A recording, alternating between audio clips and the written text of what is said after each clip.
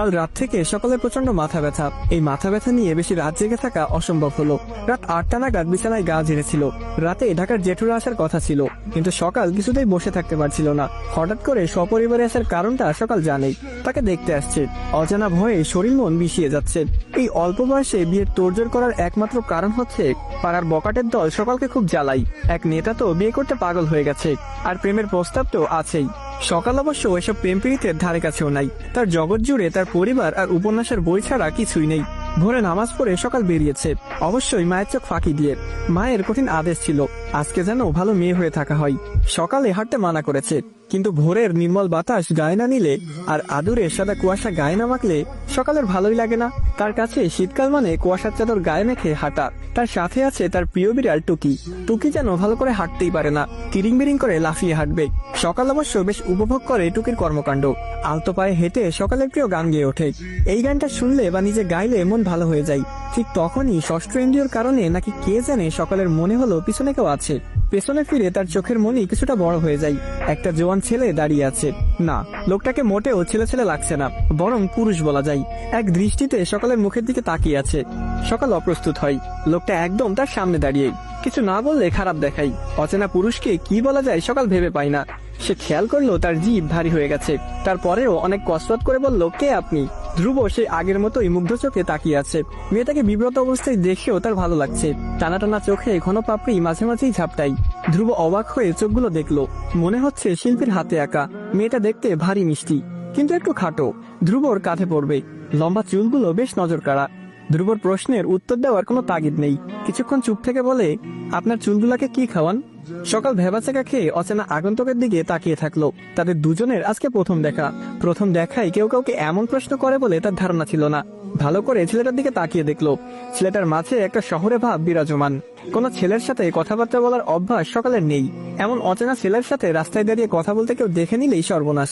গ্রামের মানুষজন তিলকে তাল বানাতে এক দণ্ড দেরি করে না, তাই কিছু না বলেই সেখান থেকে দ্রুত পালিয়ে গেল।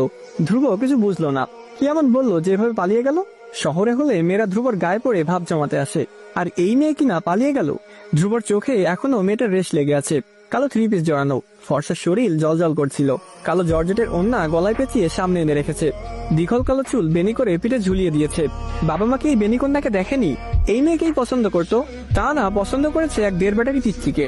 ওই পিচ্চি মেয়েটার হাসি মনে হলে ধ্রুবর মন তেতু হয়ে যায়। ওই পিচ্চির বদলে এই বেনিওয়ালিকে বউ করতে না পারার দুঃখে ধ্রুবর মন খারাপ হয়। অবশ্যই এই বেনিওয়ালিও ছোট, কিন্তু ওই বোনটাই ফিলিংসটা আসে না, এই আর কি। বেনিওয়ালি চলে যাবার পরে ধ্রুবর কুয়াশার উপভোগ করা হলো না। মন খারাপ করে মাথায় কালো হুডি চাপিয়ে বাসায় ফিরল। সারা রাত না ঘুমানোর জন্য হয়তো তার খুব ঘুম পেলে বিছানায় শুয়ে একটা লম্বা ঘুম দিল। সকাল বাড়িতে এসেই তার ছোট বোন জেরিনের সাথে দেখা হয়। জেরিন তাকে দেখে মুচকি হাসে। কিছু না বলে গর্দভের মতো হাসলে সকালের খুব রাগ হয়।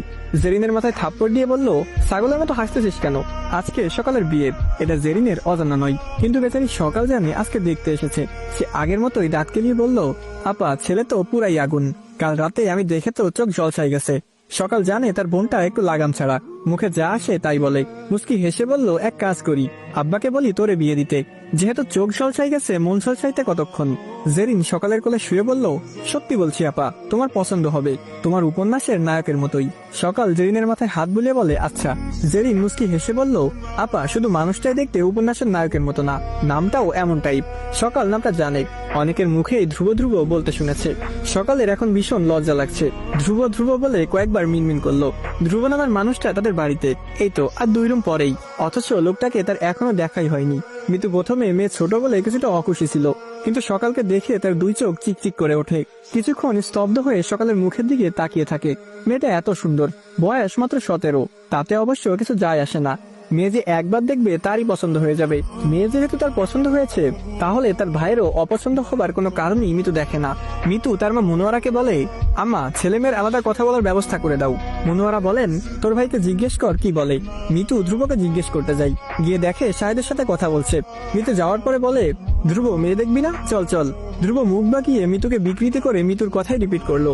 মিতু আর শাহেদ ধ্রুবর কথা বলার ধরন দেখে হেসে কুটি কুটি। ধ্রুব এবার রেগে গেল। রেগে গিয়ে বলল, মিতু, একদম হাসবি না। মিতু 2 হাত কোমরে রেখে বলল, ধ্রুব, আমাকে আপু বলবি, আমি তোর 5 মিনিটের বড়। চল ভাই, মা তোর জন্য চাঁদের মতো মেয়ে ঠিক করেছে, দেখে বল পছন্দ হয় কিনা।